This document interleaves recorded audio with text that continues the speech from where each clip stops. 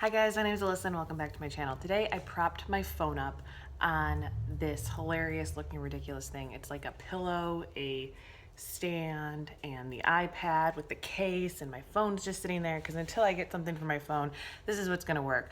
But I have to use my phone now because I realize that my computer camera just sucks so bad. And Apple, you do it on purpose. Apple is dicks, but why am I complaining? This is just gonna look so much better, right? But now I can't figure out how to look at you, so it's gonna be less personal. I'm gonna look at you. I'm looking at you, right? Then I look at myself. Way better camera where I don't look like I'm a poor person on YouTube, but no one likes those poor people on YouTube. It's so embarrassing for us. This is your Pisces Jupiter. Jupiter goes around the sun, takes about like every 12 years, which happens to be how many signs there are. So Jupiter goes through the signs, through one sign every year. Jupiter is a planet of luck and expansion. It's basically like a happy planet. We all like Jupiter. This is Pisces though. What is Pisces? Pisces is the most confusing of all the zodiac signs. And the reason why I think it even is more confusing than it actually is because it's ruled by Neptune, which is the planet of delusion and illusion and crazy, right? So when you even start talking about Pisces, it gets crazy. I have a Pisces ascendant. No, I do not have Pisces and Jupiter. But when people argue with me, if they are a crazy person, I immediately match their energy and get right up to the crazy.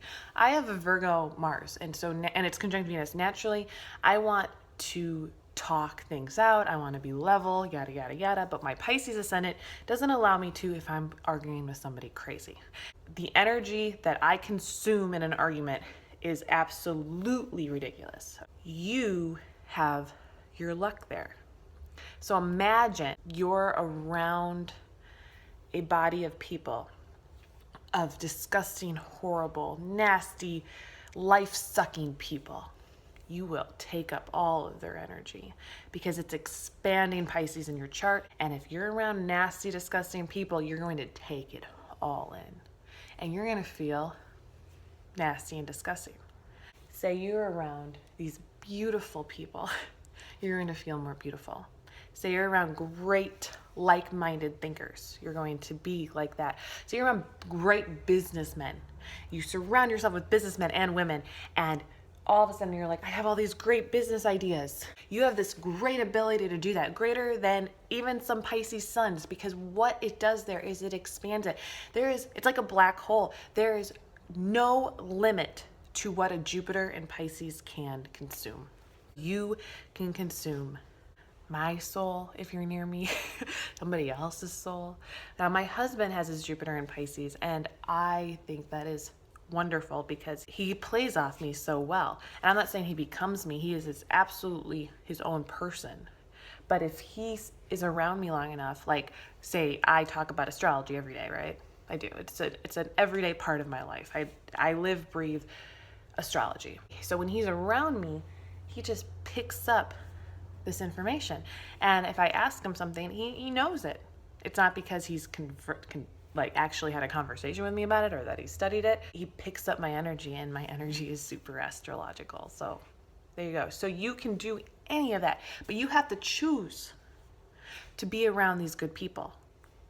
Otherwise, something else that can happen is you can become a huge escapist, lost in this black hole of energy, especially if you're around energy suckers, especially if you're around, say your Jupiter is in Pisces and it's conjunct somebody's Pisces moon, but say that particular person is bipolar. You have to be careful then, say, around that person, because that person might actually make you start acting in a way that is not usual to you. And it becomes psychosomatic, even if it's not affecting your brain, even if you don't have Jupiter anywhere near your Mercury or your Sun or anything, it becomes a part of you.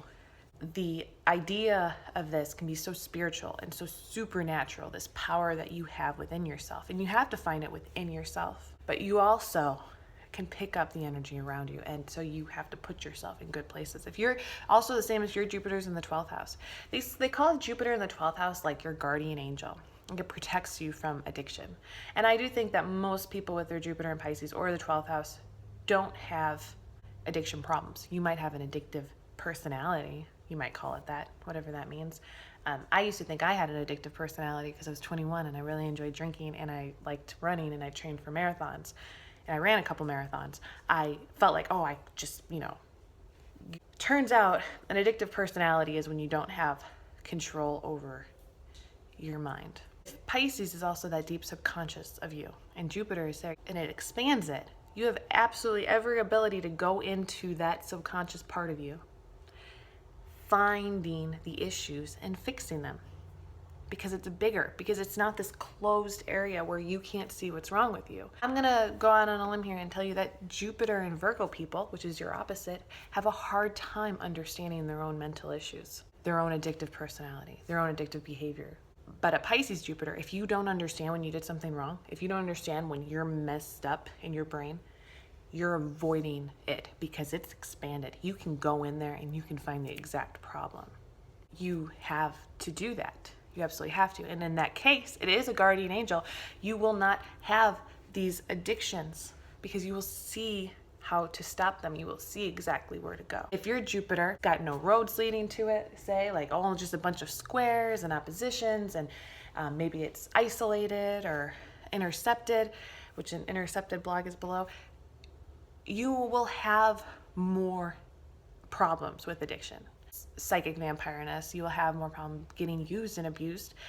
But if you can work and heal these issues, once that's healed, you might find this found freedom in an actual spiritual, meditative state that Jupiter and Pisces can bring you, or even Jupiter in the 12th house.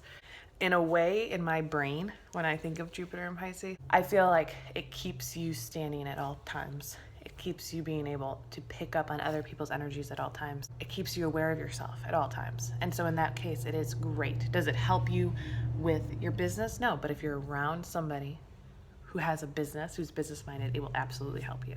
You can utilize that. Learn how to pick up the good energy and shut yourself off to negative energy. Not your own personal negative energy. You're definitely gonna have to dive into your own shit.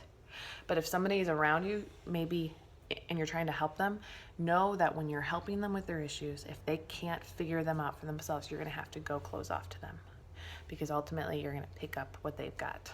If you have a family, if you have a job, if you have things you have to take care of for yourself, you have to know that every time you save something, you lose a part of you. So be careful about what you let in and what you give up. And that is your Pisces Jupiter. Okay, bye.